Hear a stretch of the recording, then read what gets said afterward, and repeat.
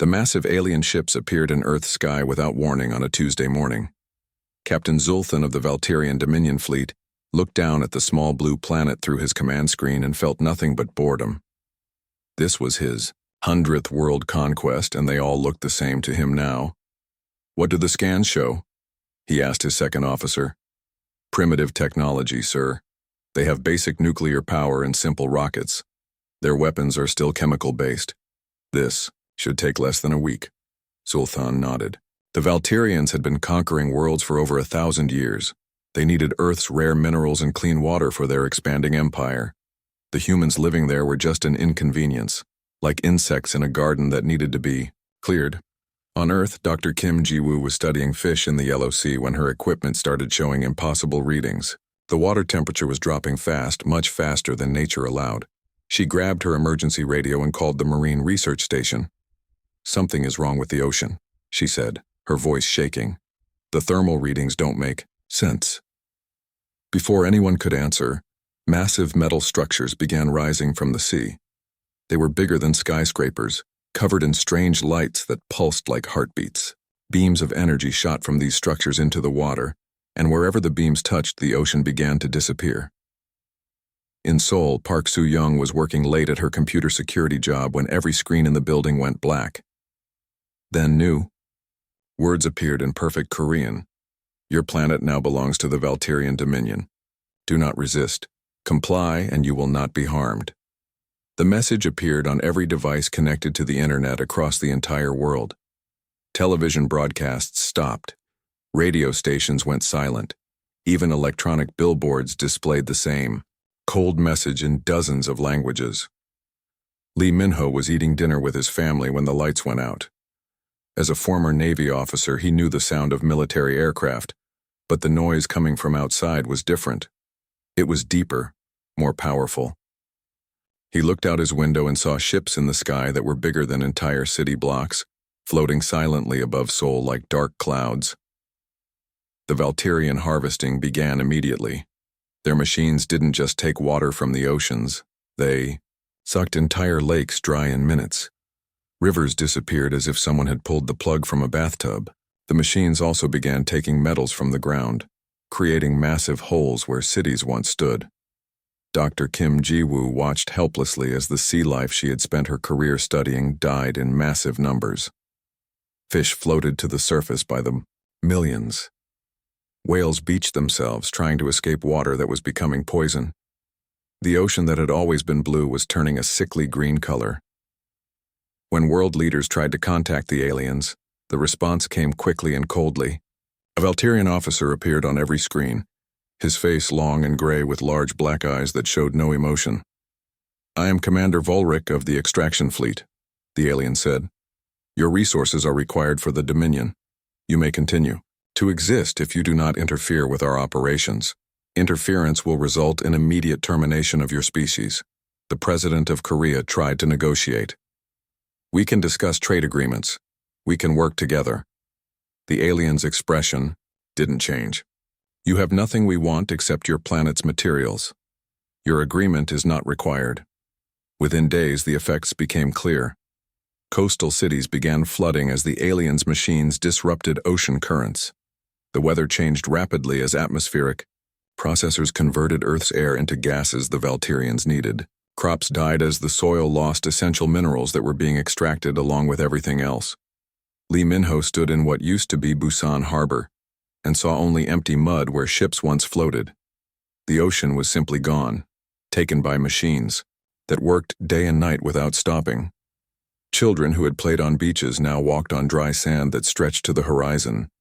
Park Soo-young discovered that the aliens had completely taken over Earth's communication systems. Every satellite, every internet connection, every phone network now served their purposes. Humans could only communicate if the Valterians allowed it. Dr. Kim Ji-woo found something interesting in her research data. The alien extraction machines worked in patterns that reminded her of something familiar.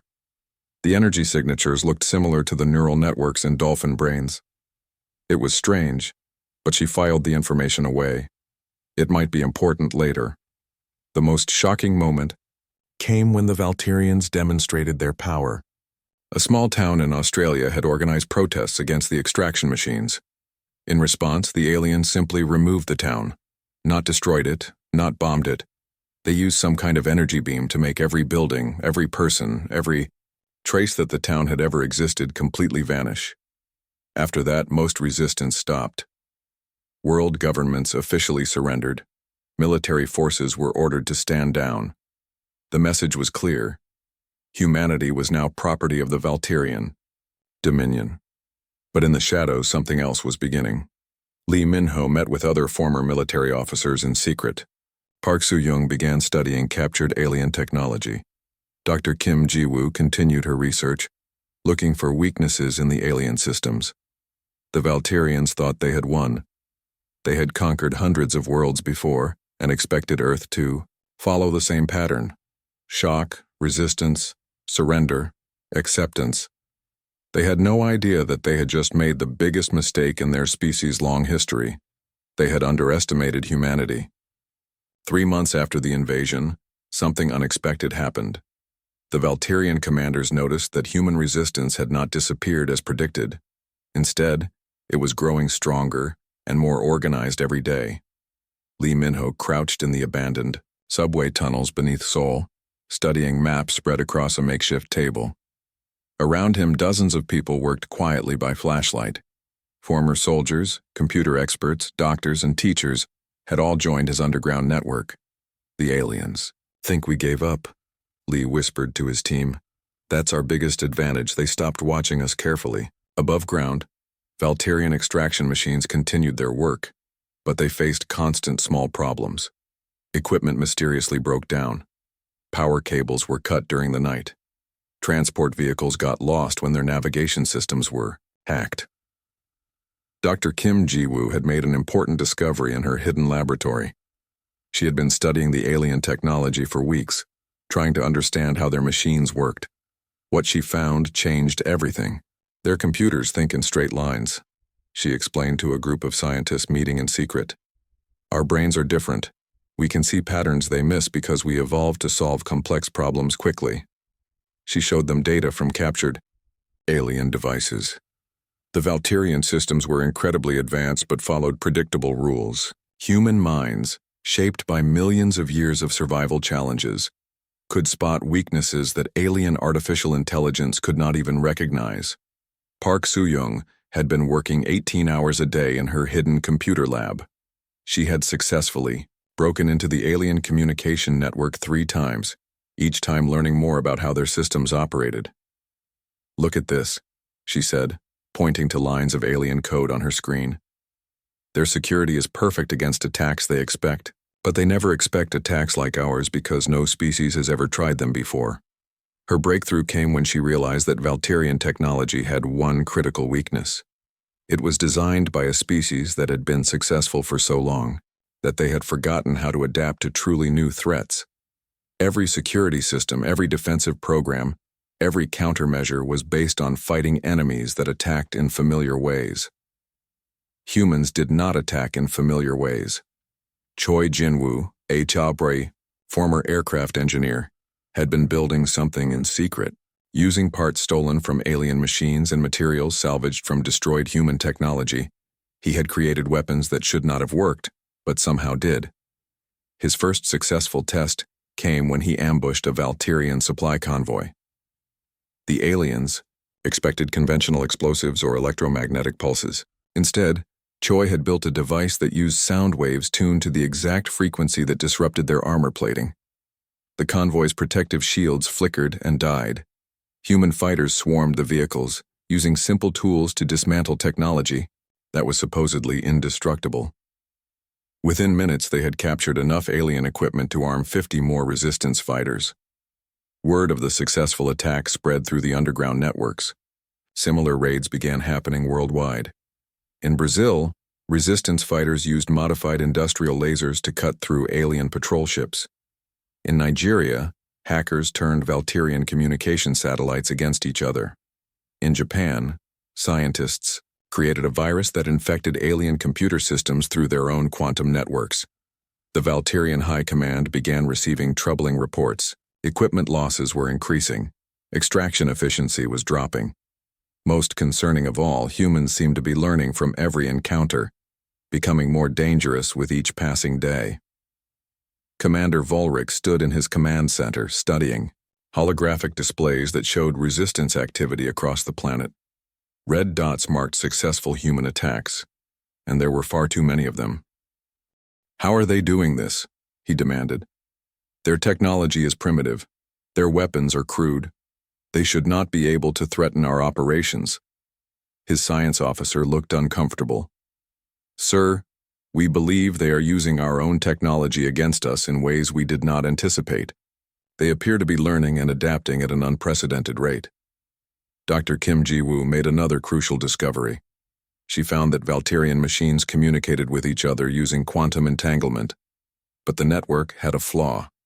Like a chain, with weak links, if one machine was compromised, the infection could spread to others. "We don't need to fight their entire fleet," she explained to the resistance leaders. "We just need to teach their machines to fight each other." Lee Min-ho coordinated the largest operation yet attempted. Resistance cells in 12 countries would attack simultaneously, each using different methods that the aliens had never encountered. The goal was not to win battles, but to force the Valterian computers to process so many new types of threats that their systems would become overloaded. The operation succeeded beyond their wildest hopes. Valterian response times slowed. Their automated defenses began making mistakes. Most importantly, their machines started behaving unpredictably as they tried to adapt to human tactics that violated every rule of conventional warfare. Park Soo-young intercepted alien communications during the attacks and translated them for the resistance. The messages revealed something shocking. The Valterians were confused and increasingly frightened. For the first time in their species' history, they were facing an enemy that they could not understand or predict. The awakening was complete. Humanity had learned the most important lesson of all. Their enemies were not invincible. The Valterians were powerful but rigid, advanced but unable to adapt. They had conquered the galaxy by following the same strategies for centuries. Humans followed no strategies at all. They improvised, experimented, and evolved with every battle. What the aliens saw as chaos was actually humanity's greatest strength, the ability to find new solutions to impossible problems. The war was far from over, but the balance had begun to shift. 2 years after the invasion began, the war had spread far beyond Earth. Human ships built from stolen alien technology and powered by desperate creativity now hunted Valterian fleets across dozens of star systems.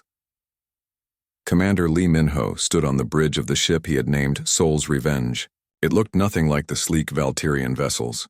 Human ships were ugly combinations of salvaged parts, earth metals, and alien technology held together by determination and welding. But they worked, and more importantly, they were unpredictable. "Acquired," reported Park Soo-young from her position at the communications station.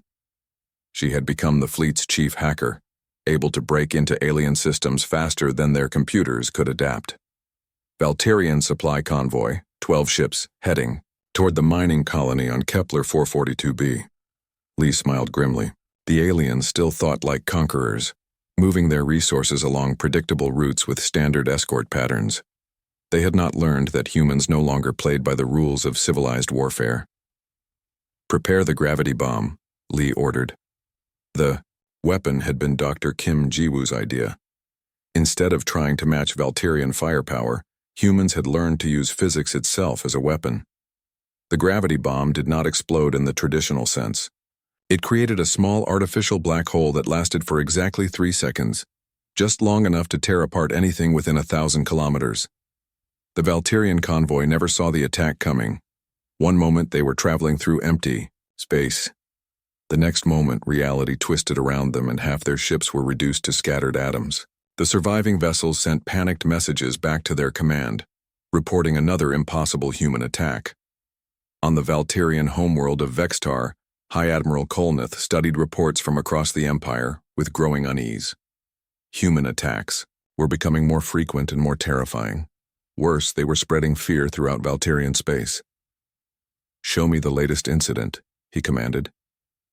The holographic display showed the wreckage of a mining station on the edge of Valterian territory.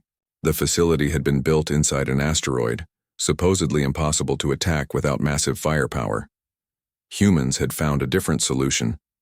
They had somehow accelerated the asteroid to near-light speed and crashed it into a nearby star, creating a solar flare that destroyed every Valterian ship in the system. "How many ships did we lose?" Kolnath asked. 47 vessels, sir, including 3 battlecruisers. The admiral's hands trembled with rage. 47 ships destroyed by primitives who should not have been able to leave their own planet, let alone threaten the Dominion's most heavily defended installations. Choi Jinwoo had become humanity's most feared space pilot. His tactics violated every principle of space combat that civilized species had developed over millennia.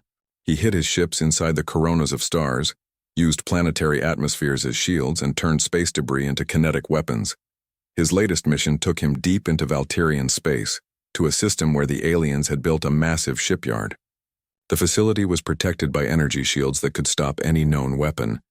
Choi had brought something unknown. "Release the nanobots," he ordered. Millions of microscopic machines, programmed by Park Soo-young and built in hidden Earth factories, spread through the shipyard like an invisible plague.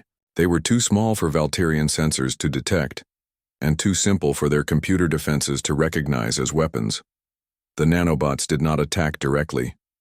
Instead, they slowly began changing the molecular structure of the shipyard's hull. Over several hours, the strongest metal in the galaxy became as fragile as paper. When the facility's own gravity generators activated for routine maintenance, the entire structure collapsed in on itself. Dr. Kim Ji-woo had made the most terrifying discovery of all. The Valterian Empire was built on a foundation of artificial intelligence that had remained unchanged for thousands of years. Every ship, every weapon, every computer system used the same basic programming. They had achieved perfection, but perfection meant they could no longer evolve. Humans had found a way to exploit this weakness on a massive scale. Working from her laboratory hidden in the ruins of Tokyo, Dr. Kim had created something she called the confusion virus. It was not a traditional computer virus, but a set of instructions that forced Valterian AI systems to question their own programming. The virus spread through quantum communication networks faster than any firewall could stop it. Valterian computers began making increasingly erratic decisions. Ships changed course without orders. Weapons fired at friendly targets. Manufacturing facilities began producing random objects instead of military equipment. The psychological impact on Valterian forces was devastating. They had conquered the galaxy through superior technology and careful planning. Now their own machines were betraying them, and they did not understand why. Park Soo-young intercepted a communication between 2 Valterian commanders that revealed just how much the war had changed. The message was encrypted, but human codebreakers had long since mastered alien security systems. "The humans are not fighting a war," one commander said. "They are spreading chaos. Every battle teaches them something new about our weaknesses. They are getting stronger while we are getting weaker." The second commander's response was even more troubling. "Perhaps we should consider withdrawal from this sector. The cost of holding these worlds may exceed their value." For the first time in Valterian history, their military leaders were discussing retreat. The species that had never lost a war was learning what it felt like to be afraid. The escalation phase was complete.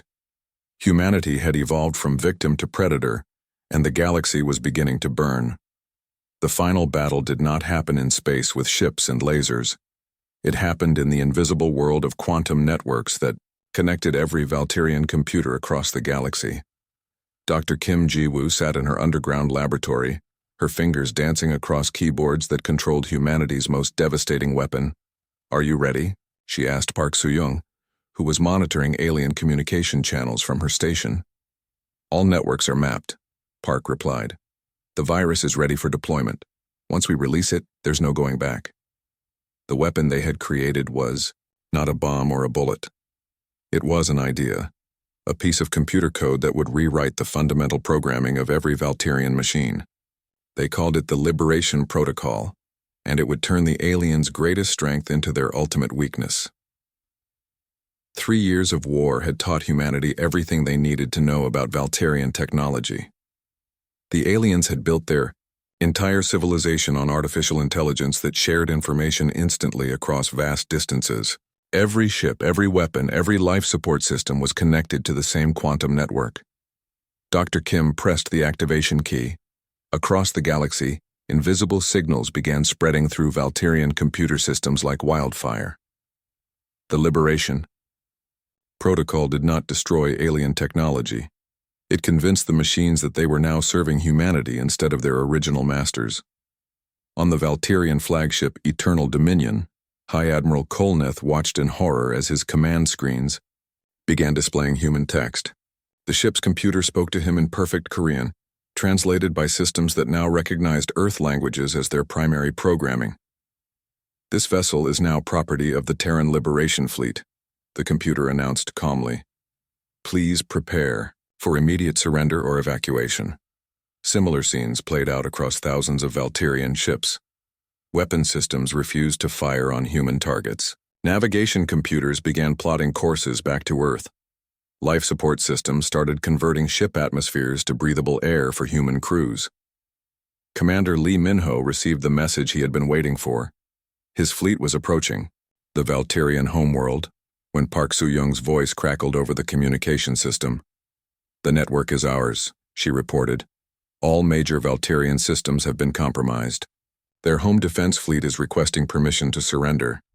Lee looked out at the planet that had once been the center of a galactic empire. Vextar was a beautiful world, with crystal cities that reflected starlight like jewels. In a few hours, those cities would be flying human flags. The collapse was faster than anyone had expected. Without their computer systems, Valterian society simply stopped functioning. Spacecraft fell from the sky as their engines shut down. Cities went dark as power grids recognized human authority codes. Communication networks began broadcasting human voices declaring the formation of the Terran hegemony. Choi Jin-woo led the first human landing forces onto Vextar.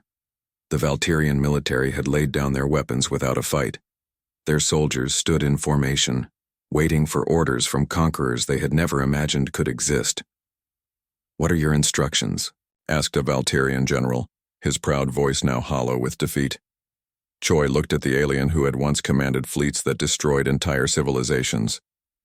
"You will be relocated to designated areas where you can live peacefully. Your species will be studied and cared for, but you will never again threaten any world." Dr. Kim Ji-woo walked through the captured Valterian research facilities, studying technology that was now humanity's to command. The irony was not lost on her. The aliens had come to Earth seeking resources and had instead given humans the tools to conquer the galaxy. She found the Valterian database that contained records of all their conquests over the past millennium. Hundreds of worlds, billions of lives destroyed or enslaved. The scope of their empire's cruelty was staggering. "We need to find the survivors," she told Lee over the communication system. "There might be other species out there, still under Valterian control." The liberation of occupied worlds became humanity's next mission. Human fleets spread across the galaxy, using captured Valterian technology to free civilizations that had been enslaved for centuries. Each liberated world joined the growing Terran hegemony, grateful to their unexpected saviors. Park Soo-young established the new galactic communication network from her headquarters on Earth. Messages in hundreds of languages now flowed through systems that had once carried only Valterian commands. The galaxy was learning to speak as free civilizations again. 50 years later, an elderly Lee Min-ho stood in the observation deck of humanity's newest exploration vessel. They were approaching the galactic core, where ancient civilizations waited, to make contact with the species that had ended the Valterian age of conquest. Behind him, 1,000 worlds thrived under human protection. The Valterian species still existed, living on reservation worlds where human scientists studied them with the same detached interest they had once shown toward Earth's inhabitants. A young officer approached Lee with a report. "Sir, we're receiving signals from an unknown civilization near the galactic center. They're asking about the species that defeated the Valterian Dominion. Lee smiled, remembering the day alien ships had first appeared over Earth. The Valterians had expected humanity to follow the same pattern as their previous conquests: shock, resistance, surrender, extinction. They had never considered that they might encounter a species that became more dangerous the more it was threatened. "Tell them," Lee said, "that Earth remembers everything, and Earth protects those who cannot protect themselves." The message was transmitted across subspace frequencies, reaching civilizations that had hidden in fear for millennia. The galaxy had a new protector now, and the stars would never again burn with conquest. They would burn with the light of freedom. The war was over. Humanity had won. Retry Claude can make mistakes. Please double-check responses.